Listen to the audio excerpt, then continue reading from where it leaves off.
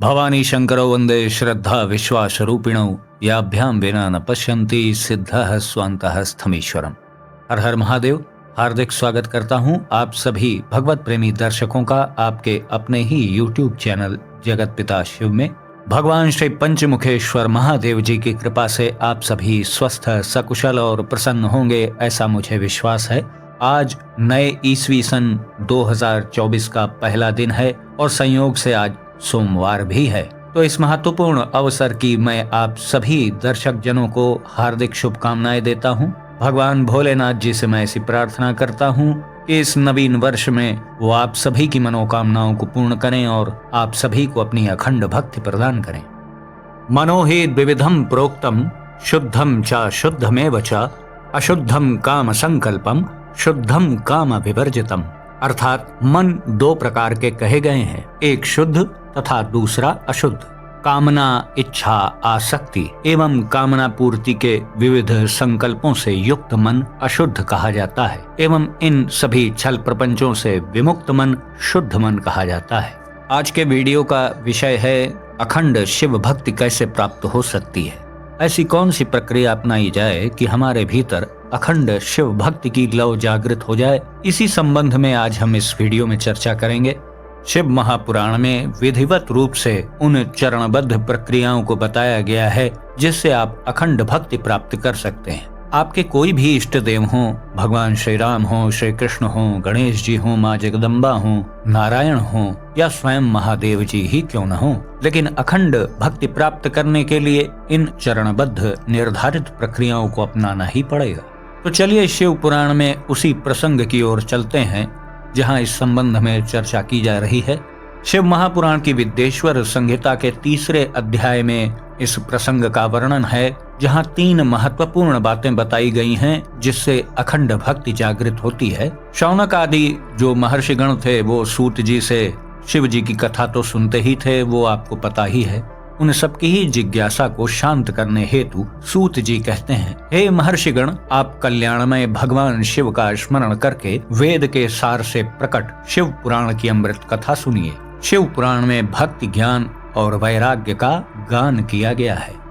शृण्वन्तु ऋषयः सर्वे पुराणं वेद सारजम पुरा कालेन महता कल्पे तीते पुनः पुनः अस्मिन्नुपस्थिते कल्पे प्रवृत्ते सृष्टि कर्मणि मुनीनां षट्कुलीनानां ब्रुवतामितरेतरम् इदं परमिदं नेति विवादः सुमहान् भूत ते भिजग्मुर्विधातारं ब्रह्माणं प्रष्टुमव्ययम्। अर्थात सूत जी कहते हैं, जब सृष्टि प्रारंभ हुई तो 6 कुलों के महर्षिगण आपस में वाद विवाद करने लगे कि अमुक वस्तु उत्कृष्ट है, अमुक वस्तु तो निम्न है, फला वस्तु अच्छी है, फला बुरी है, ऐसा विवाद होने लगा था। जब इस विवाद ने बड़ा रूप धारण कर लिया तो सभी अपनी शंका के समाधान के लिए सृष्टि की रचना करने वाले अविनाशी ब्रह्मा जी के पास जाकर हाथ जोड़कर कहने लगे, वाग्भिर्विनय गर्भाभिः सर्वे प्राञ्जलयो ब्रुवन् त्वं हि सर्व जगत् धाता सर्व कारण कारणम् कह पुमान सर्व तत्वेभ्यः पुराणः परतः परः।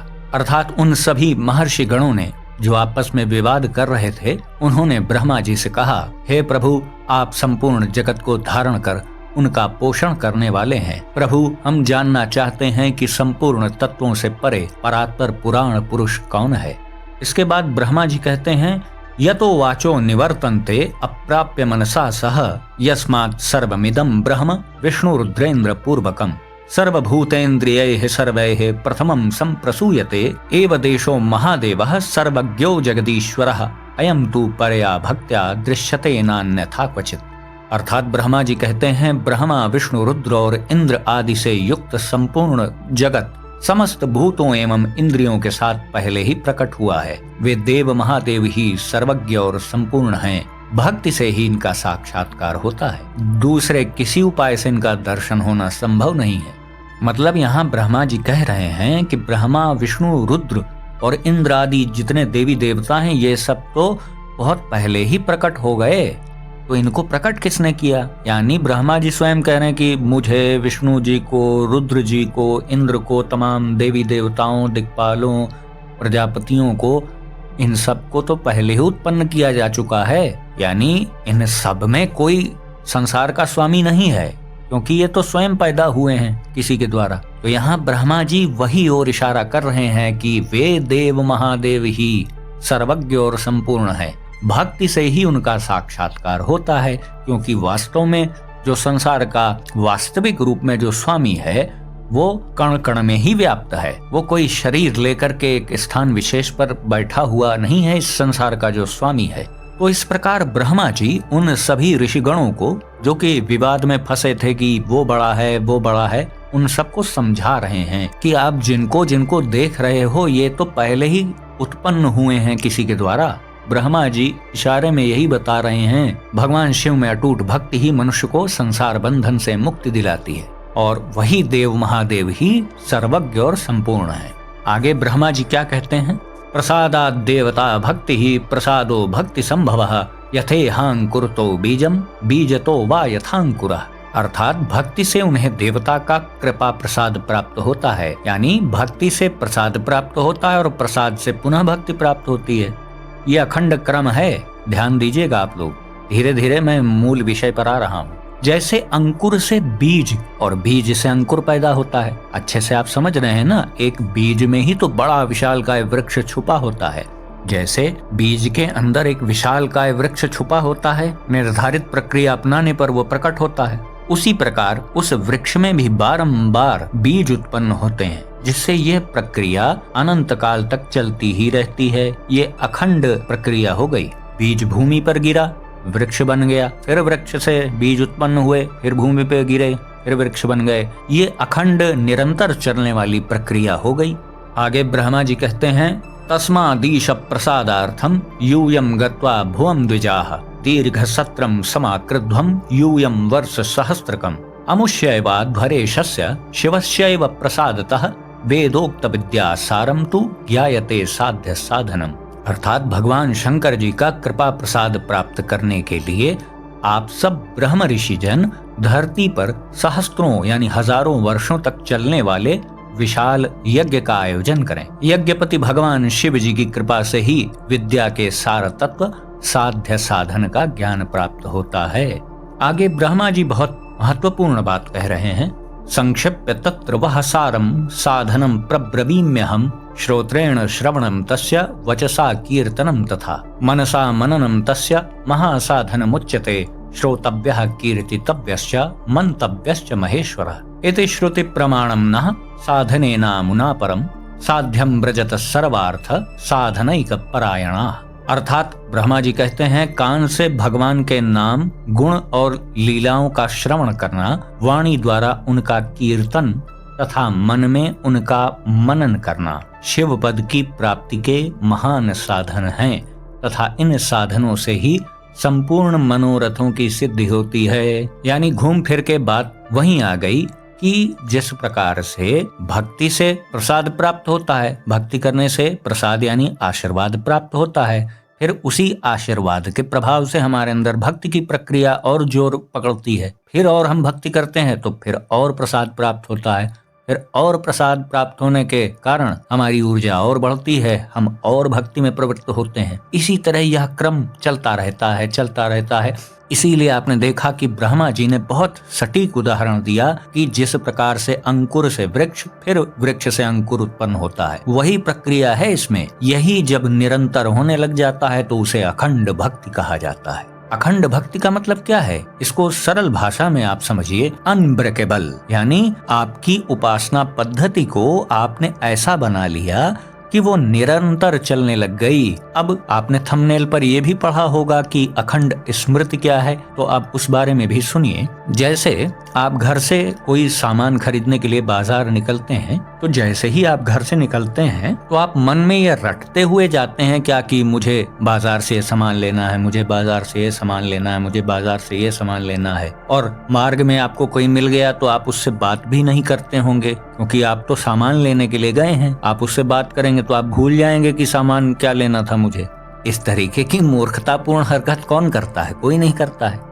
आप घर से निकलते हैं सामान लेने के लिए तो आपके मन में रहता है ना कि हाँ ये सामान लेना है, जब जाऊंगा मार्केट में, शॉप पे पहुंचूंगा तो बता दूंगा ये चाहिए भाई, ये दे दो। आप रास्ते भर उसकी माला थोड़ी जपते हुए जाते हैं, आप बस मन में ये धारण करके निकलते हैं कि मुझे इस काम के लिए वहां जाना है, रास्ते भर आप उसको रटते हुए थोड़ी जाते हैं। वैसे ही जब आपके अंदर अखंड भक्ति की प्रक्रिया प्रारंभ हो जाती है तो आपके अंदर अखंड स्मृति भी जागृत हो जाती है। अखंड स्मृति भी लगभग वैसे ही है जैसे कि अजपा जाप चलता है, लेकिन अखंड स्मृति अलग चीज है। इसमें नाम जप की भी आवश्यकता नहीं पड़ती। अखंड स्मृति का मतलब उसके अंतर मन में, उसके अवचेतन मन में यह बात इतनी गहराई से बैठ गई कि मैं, मेरा शरीर, मेरा मन, मेरी आत्मा सब कुछ महादेव जी की संपत्ति है। मैं उनका सेवक हूँ और 24 घंटे में जितना कार्य करता हूँ सब उनकी प्रसन्नता के लिए, उनकी सेवा के लिए कर रहा हूँ। क्योंकि ब्रह्मा जी अभी पहले ही आपको बता चुके कि अपने लौकिक, पारलौकिक, आध्यात्मिक जितने कर्म हैं उन सब के फल को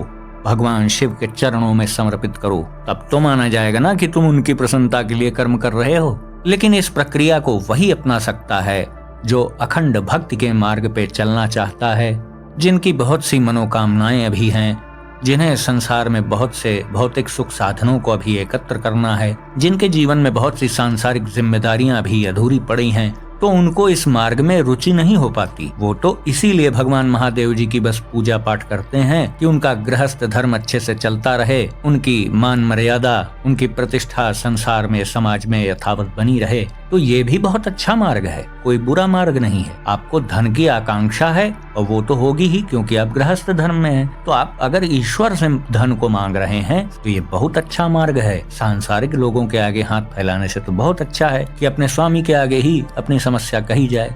लेकिन जिन्हें अखंड भक्ति प्राप्त करनी है उनके लिए ब्रह्मा जी ने 3 महत्वपूर्ण बातें बता दी हैं। वो है श्रवण, कीर्तन और मनन। बड़े भाग्यशाली व्यक्ति को ही सत्संग की प्राप्ति होती है, क्योंकि आपके जीवन में बड़ा आध्यात्मिक परिवर्तन जब होता है तो उसकी शुरुआत यहीं से होती है। सबसे पहले आपको सत्संग प्राप्त होता है। सत्संग का मतलब किसी कथा पंडाल में जाकर के आप बैठ जाएं, ये नहीं। सत्संग का मतलब कोई ऐसा व्यक्ति, कोई ऐसी वस्तु, कोई ऐसा स्थान, कोई ऐसा महात्मा, कोई साधु, किसी माध्यम से आपको एक ऐसी अद्भुत बात पता चल जाए जिससे आपकी अध्यात्म मार्ग में सहज गति हो जाए, तो उसे ही सत्संग कहा जाता है। सत्संग से हमें श्रवण प्राप्त होता है। भगवान के गुणों का हम श्रवण करते हैं, उनके प्रभाव का, उनके दिव्य नाम का श्रवण करते हैं। श्रवण के बाद ही दूसरी महत्वपूर्ण प्रक्रिया है कीर्तन की, यानी जो हमने सुना हम उसको अपने मुख से उच्चारण करें, उसका जाप करें। फिर उसके बाद तीसरी प्रक्रिया है मनन, जो अत्यंत महत्वपूर्ण है। आपने श्रवण किया, उसके बाद आप कीर्तन नहीं भी कर पा रहे हैं तो श्रवण के बाद डायरेक्ट मनन भी आप कर सकते हैं। लेकिन 3 महत्वपूर्ण अंग यही हैं। इन तीनों प्रक्रियाओं को अपनाने के बाद आपके अंदर अखंड स्मृति जागृत हो जाएगी। फिर आपको ये बार बार सोचना नहीं पड़ेगा कि मेरे इष्ट देव शिव हैं, मैं शिव जी का भक्त हूँ। अपने मन में झांक के देख लीजिए, प्रारंभिक स्तरों पे ऐसा होता है। सो के उठते हैं तो कुछ देर तो हमारी चित्त वृत्ति ही पता नहीं कहाँ रहती, कुछ देर बाद याद आता है कि भाई मैं तो शिव साधक हूँ। होता है ना ऐसा, तो इसीलिए ऐसा हो रहा है क्योंकि अभी अखंड स्मृति जागृत नहीं हुई है। आप दिन भर में 5 घंटा, 2 घंटा, आधा घंटा भी नाम ले रहे हैं तो आप वंदनीय हैं, आप प्रशंसनीय हैं, मैं धन्यवाद दे रहा हूँ आपको। लेकिन अखंड स्मृति बहुत अलग चीज है। जब वो आपको प्राप्त होगी तो बहुत अच्छे से आपको समझ में आ जाएगा कि ये क्या अद्भुत चीज है। तो आज आपने ये जाना कि श्रवण, कीर्तन और मनन का कितना महत्व है और इसी के सहारे हम अखंड शिव भक्ति को प्राप्त कर सकते हैं और अखंड स्मृति को प्राप्त कर सकते हैं। और अखंड स्मृति की सहायता से ही हम भली प्रकार कर्मातीत भी हो पाएंगे। तो आज का वीडियो हम यहीं समाप्त करते हैं। आशा करता हूँ जो भी जानकारी आपको दी गई वो आपको अच्छी लगी होगी। यदि वीडियो आपको पसंद आया तो इसे लाइक करें, अपने मित्रों, बंधु बांधवों के साथ शेयर करें। कृपया चैनल को भी सब्सक्राइब करें और बेल आइकन को भी अवश्य प्रेस कर दीजिएगा। तो भगवान श्री वैद्यनाथ जी से मैं ऐसी प्रार्थना करता हूँ कि वो आप सभी को सदा सुखी, स्वस्थ और ऊर्जावान बनाए रखें और नवीन ईस्वी सन 2024 में भगवान महादेव आप सभी के मनोरथों को पूर्ण करें और आप सभी को अपनी अखंड भक्ति प्रदान करें। ऐसी प्रार्थना भी मैं भोलेनाथ जी से करता हूँ। तो मिलते हैं अगले वीडियो में एक नई और उपयोगी जानकारी के साथ। तब तक के लिए आप सभी भगवत प्रेमी भक्तों को हर हर महादेव।